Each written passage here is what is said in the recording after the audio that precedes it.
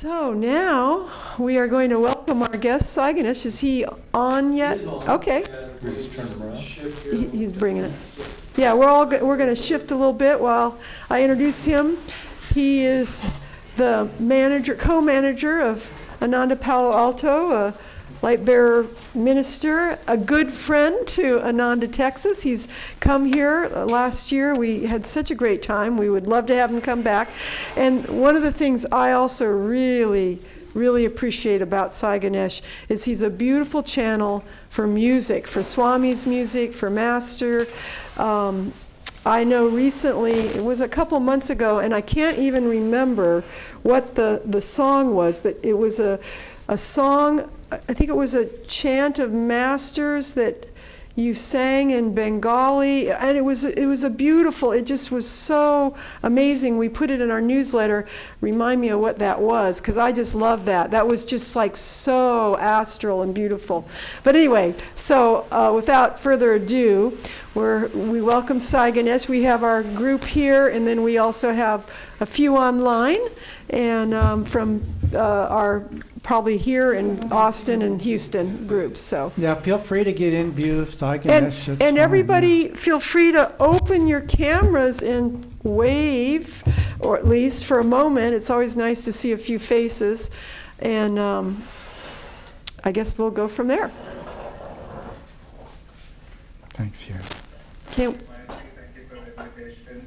It's a joy to be here with all of you, and also just, it's so nice that I didn't know that many of you are going to gather in the temple for this service, so I'm missing being there, but it's so wonderful that you're having your satsang in person, although I am here on Zoom. So, wow, look at that, wonderful.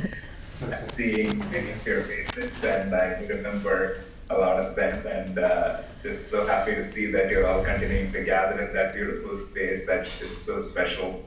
Yeah, thank you for having me, and very nice to see friends old and new. So I'll share briefly, and then maybe I'll sing a song before I end. So this topic that we are discussing today, just a few thoughts I was thinking about this morning, and we'll go from there and see where we go. Self-reliance versus self-reliance. Sounds very interesting, almost like a tongue twister, or rather an oxymoron. Yeah. She's just saying that she doesn't have camera on your phone. We feel your presence with us, even though we cannot see you. Thank you for thank you for joining us, and wonderful that you can hear without this. This line from the Bible. Wine cannot bear fruit unless it abides in the branch itself. There are so many things that Swami talks about in this reading, and I've been thinking about a couple of things that I'll start with, and we'll go from there. This Spiritual Renewal Week, some of you I know were there in Ananda Village, and maybe some of you were able to tune in online. The title of the theme for the week was The Battle of Life. And Jyotish and Devi, in the first day, they talked about why they picked this topic. It was the topic of the first lecture that Yogananda gave in the English language when he was on the city of Sparta, the ship that went from India to the US in the 1940s, 1919, 1920. And there is a story that they shared about how this was the time he was asked to speak in English, and he was not as familiar with the language, and yet he was able to give that talk. And there is a part to that story that I want to start with, because I think it is very closely connected with our theme and topic for today. And I thought it's even better for me to read it exactly from the autobiography of a yogi. This is from the chapter 37, I Go to America. And this is Yogananda himself describing how this talk went in the city of Sparta when he was asked to speak. Yukteswar was a master of many languages. He spoke French. He wrote, his first book was in French. Most people don't know that. We don't have a copy of that with us today. But he was a linguist. He knew Sanskrit, Hindi, Bengali, English, French. Yogananda, on the other hand, he was a very devotional nature. He didn't have a lot of formal education, as you remember from the autobiography. And he was not confident or comfortable with the English language when he boarded that ship. And this is Yogananda describing his experience giving that talk. Desperately trying to organize my ideas into a lecture in English, I finally abandoned all preparations. My thoughts, like a wild colt eyeing a saddle, refused any cooperation with the laws of English grammar. Fully trusting in Master's past assurances, however, I appeared before my Thursday audience in the salon of the steamer. No eloquence rose to my lips. Speechlessly, I stood before the assemblage. After an endurance contest lasting 10 minutes, the audience realized my predicament and began to laugh. The situation was not funny to me at the moment. Indignantly, I sent a silent prayer to Master. You can speak. His voice sounded instantly within my consciousness. My thoughts fell at once into a friendly relationship with the English language. 45 minutes later, the audience was still attentive. The talk won me a number of invitations to lecture across America. I never could remember afterward a word that I had spoken. By discreet inquiry, I learned from a number of passengers, you gave an inspiring lecture in stilling and correct English. At this delightful moment, I humbly thanked my Guru for his kindly help, realizing anew that he was ever with me. It's a beautiful story, and any energy, any talent, any skill is coming from God. I want to share a story which some of you may know. I'm sure many of you may have heard about the Alcoholics Anonymous movement. And there is this beautiful story of how it came into existence. I want to share just a brief piece of it. I just read this as part of Bill Wilson's autobiography many years ago, or biography, I don't remember. I don't have a lot of familiarity with the 12 steps of the movement, but the story in itself was very inspiring. The movement was founded by this man named Bill Wilson in the 1930s, and he was struggling himself with addiction. He was struggling with alcohol addiction. And one of the 12 precepts, I don't exactly remember the phrase or the wording right now, the second step. The first step is for the person who is actually needing this resolution to be out of this addiction, is to realize that they don't have power over this behavior. There could be things there could be a darkness in them that is stronger than their willpower. And the second step is to acknowledge that there is a power greater than themselves, and that power is capable of rescuing them. And that grace itself is the force that ultimately liberates you, not your discipline, not just what you can do, cannot do, what your mind thinks it can accomplish or anything like that. That is the second step in the 12-step program, which is a deeply spiritual program.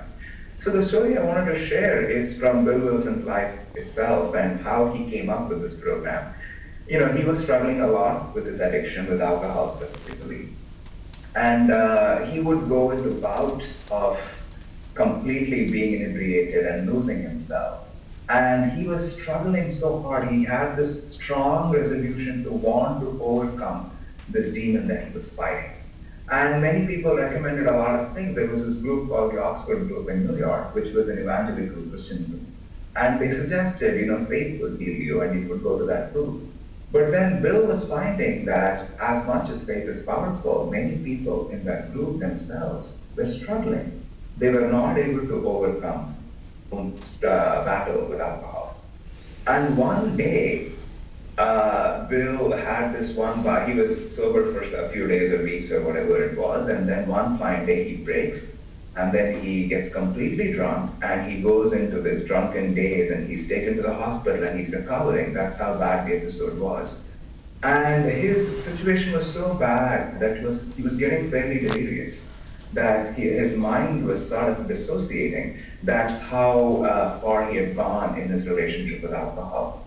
And somebody came to him and they started speaking to him, you need to seek faith, you need to seek the Christian church, you need to find your relationship with God.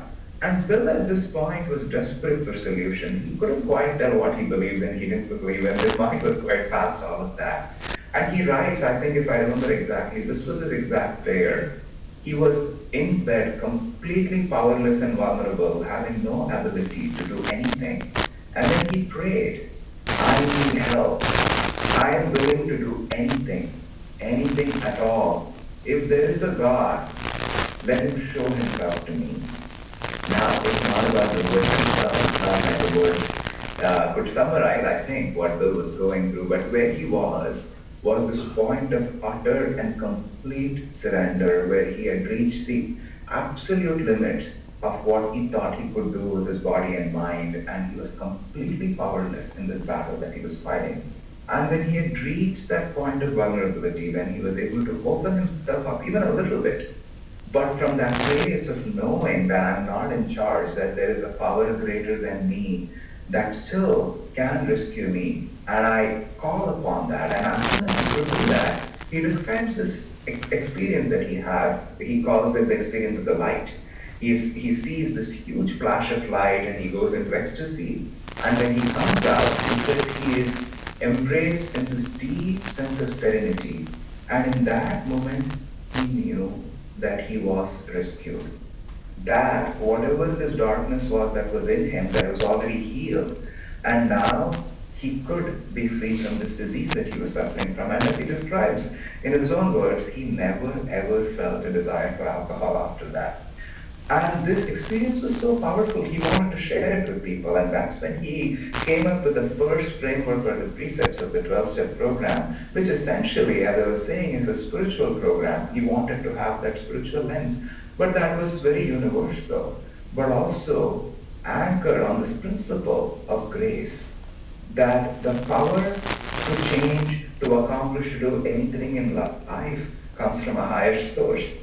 And if we really want to win this battle, whatever it is that we are fighting, whether we are trying to take a habit, whether we are trying to learn a new skill, whether we are trying to make money, whatever it is, the true source of all that power is from a higher source. And the more we connect with that source, the more we put ourselves in tune in order to draw upon that power. So the whole program is based upon this. And this reading and this topic that we are exploring today exactly speaks to that. That in our own lives, in small or big ways, we want to constantly remind ourselves and live in that awareness that everything that is flowing through us is coming from God and the Gurus. And how do we do that? I just wanted to share a few last thoughts on how one might apply these principles and how we can, in fact, live them in our lives. Just a few points that came to my mind as I was meditating on it that I want to share. The first one is learning to be impersonal with ourselves. Because the ego has this trick. It associates itself, it identifies deeply with anything we consider our strengths or weaknesses.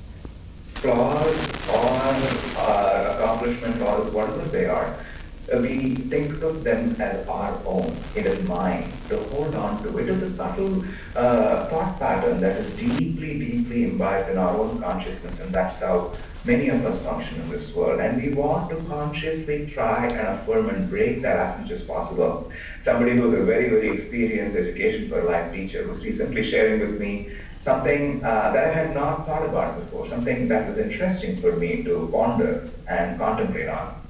They were saying, this is how Nita described it, until the age of 7, children do not identify with their behavior in a personal way.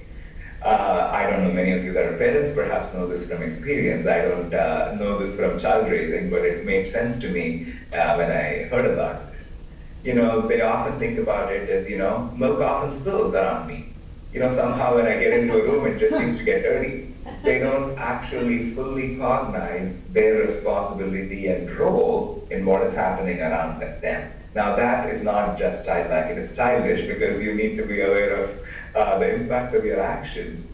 But then in EFL, in the teachings of education that Yogananda brought to us and that's channeled through Swamiji and Nita, they talk about how to work in these situations with children until the age of 7 or 8, when they're still in this phase of not fully identifying with their behavior. They talk about it actually as a very right time for learning lessons, even better than the older years. Because now you could look at the child and be with them and say, oh, there is the problem of spilled milk. How do we address them together? How do we solve for that? It doesn't have to be the fault of your behavior, but perhaps if you could do something differently, maybe the milk won't be spilt, maybe the room won't be dirty, or your t-shirt wouldn't be soiled, whatever the issue may be. But to look at it as the issue in itself and not as a problem with the person, not something that they need to identify with. And I was thinking about it, and I thought as devotees, on the spiritual path, we can apply it in our own terms and in different ways for us to be able to look at ourselves and say, that is an issue, isn't it? That email that I sent, perhaps it made somebody upset. I think I felt like I was pretty valid in whatever I said, but somehow it seems to have stirred something in the pot. There's an issue here. Could there be a solution? It doesn't have to be right or wrong, but to be able to tune into our own intuition and ask, this is not mine. I don't have to identify with everything is coming from me as somehow my own self being a source for what is happening. As Swami Kriyananda said, I consider Swami Kriyananda an event for which I'm responsible. Taking responsibility for the events of our lives, but not needing to be too personal about them. Not building layers of emotional responses on top of them, but simply be able to ask, how do I solve this? How do I solve this, Master? How do I solve this, Swamiji, to move on with my life? It is certainly something I personally have found very helpful, especially in stressful interpersonal situations, to be able to step out, not think about who's right, who's wrong, but rather how do we reach a point of harmony and resolution? And how do we accomplish what we are trying to accomplish for the good of all? And the second thing that I want to talk about is to feel this flow of energy. We talk about the 8 aspects of God and energy of power being one of those aspects. And the other thing that Swami often counsels us to do is to see God as a doer. Now, that's a very tricky teaching, I have to say, at least from my experience. Maybe some of you have better experience with this and you can share later on after I finish. But I found this teaching to be rather cryptic, to see God as a doer. Well, he may be, but I got to do something. I'm waking up. I need to write, do my job. I need to do the dishes. I need to make, I need to give a talk. I need to respond to all my emails. I need to go clean the yard, whatever it is. I understand God's a doer. But, it also just seems like I'm doing a lot of things here. And I have to reconcile both of this. How do I actually live in this awareness that God is the doer? And one of the thoughts that has come to me over the years, trying to make more sense of that, and perhaps, like I said, others may approach it differently, is to live with this awareness that the energy that is flowing through me is coming from God. That it's coming from a source that is not rooted in me. Yes, I'm doing the dishes. Yes, I'm doing these tasks. But this energy, the thinking, the willpower, the thoughts, everything that's flowing through me is not rooted in me. I'm the vine. It is coming from the branch that I'm connected to. And the more I can be aware of the fact that this energy moving through my hands is coming from God, the more I get closer to the realization that I'm not the doer. That I am actually a window, a channel through which God can flow. The more and more I live in that realization, the more I'm able to live with this awareness that God is in fact the doer. God is in fact acting in this world through me, that I don't have to be reliant on this self, because what is truly animating my life and all life around me is the greater self. And the last piece that I want to talk about, which I think is in a way hardest, at least I should say hard for me, is being in the present. To actually be connected to the branch and to be connected with our higher self, we need to be in the present. We need to do what we are doing. And, there are many ways to think about this and say it, but really, all that we are talking about is the more we live in ourselves, the more we identify deeply with our actions and thoughts and words and the events of our lives, and we are dealing with it completely on that personal level connected with our ego, the more we tend to live more, firstly on the emotional level, but also in the past and the future. We are constantly bringing the baggage of our subconscious and everything that has worked and not worked so far, and how that's going to control how you respond in this moment. and all the fear that we are projecting into the future. And sometimes the simplest way to be reliant on God is to focus on what it is that we are doing, small or big. And the more we are present, we realize that God is in this moment. God is never in the past or the future. This whole idea of time itself is so confusing. We had that reading just a week or two ago on the Eternal Now, but it is confusing again because it feels like there is a past and present and we are constantly being boggling. The present is not even real. It's just this hazy middle between the past and the future. But the more we tune into our own center and the more we feel connected with Spirit, we realize that the past and future are the illusion. The present is the only truth and the only reality. And the more we are connected to the present, we are aware of that flow because God speaks to us not in retrospect, not in suppositions. God speaks to us in the present. God tells you right now if you're able to hear. God most likely doesn't tell you what you're supposed to do tomorrow because the energy has to unfold itself and reveal as we go through the trajectory of our own karma. But in the moment, God is often trying to tell us what you have to do, how you respond to this right now. How do you sit in your chair? What thought do you allow into your mind? What are you doing? What are you doing in your kitchen? And when we are more aware of that, rather than having a more unconscious relationship with time, it's where, the real epidemic of our culture, this mindless relationship that many can tend to develop with technology, of just, what they call doom scrolling, or just being unconscious in our own way of having this deep obsessive need to pull back into our subconscious mind is us constantly taking refuge in the smaller self. And the more we are able to raise the energy and just be present, you don't have to push yourself beyond what our abilities are. Even in a battle that might be hard to fight, just being present in that battle and being aware of our connection with God. And just to reiterate, because I've been speaking about just these three things that came to me as I was speaking about this topic, learning to be present with ourselves. Even in the hardest battles and whatever challenges that we are facing in life, whatever it is that we are trying to do, being aware that life is not as personal as we think it is. To be aware that God is flowing through me this moment, even though there is an ego, even though I'm trying to figure out the solution for everything that I'm facing, I'm trying to plan, I'm trying to organize. The energy that sustains me, that is even doing this planning and organization, is rooted in God. And finally, let me be present with it. Let me just stand here where I am in this moment to allow God. That example, going back to where we started this discussion that Master gave, I stood there for 10 minutes. Master doesn't lie. As somebody who's often on this end speaking to people, 15 seconds, 30 seconds of silence feels very hard when you've lost a thought.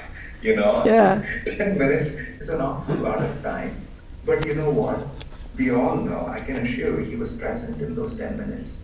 He was not just like, deer in the headlights, lost, just somehow hiding somewhere in his own consciousness, unable to face the reality.